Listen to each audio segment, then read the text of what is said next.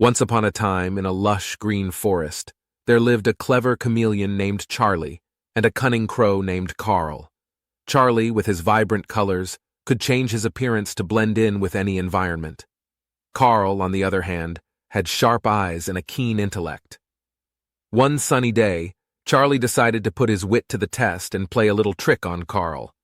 He had heard about a principle called play a sucker to catch a sucker, seem dumber than your mark, and he wanted to see if it worked.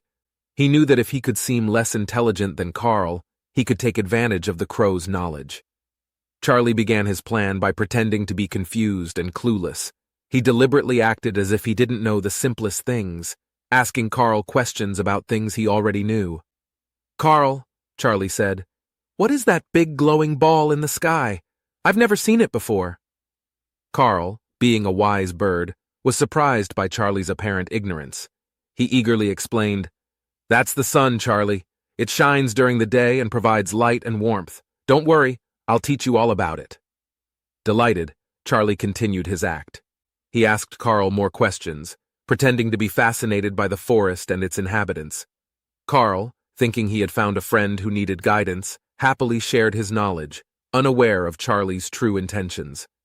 As the days went by, Charlie skillfully played the role of an innocent and inexperienced chameleon. Carl, being the knowledgeable crow, felt a sense of superiority over his new companion. He let his guard down, believing he had gained a trusted friend. One afternoon, as Charlie and Carl sat on a tree branch, Charlie decided it was time to reveal his true colors. With a mischievous glint in his eyes, he transformed into a dazzling display of vibrant hues. Carl was astonished by the sudden transformation. "Why, Charlie, you're not a simple chameleon at all!" Carl exclaimed. "You've been playing me for a fool." Chuckling, Charlie replied, "Indeed, my friend, I use the principle of play a sucker to catch a sucker, seem dumber than your mark to deceive you.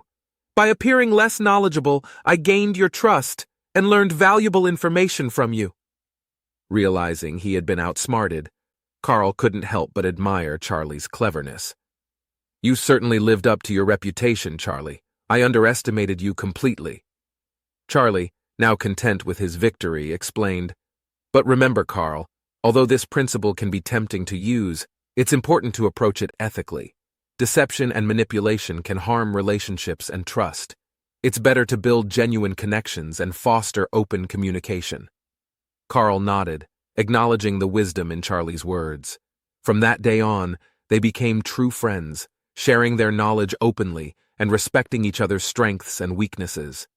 The fable of the clever chameleon and the cunning crow teaches us that while using tactics like play a sucker to catch a sucker, seem dumber than your mark can lead to temporary advantages, it's essential to consider the ethical implications.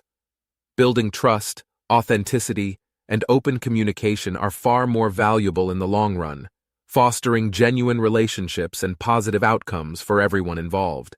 The moral of this fable is that building trust, authenticity, and open communication are more valuable than deception and manipulation.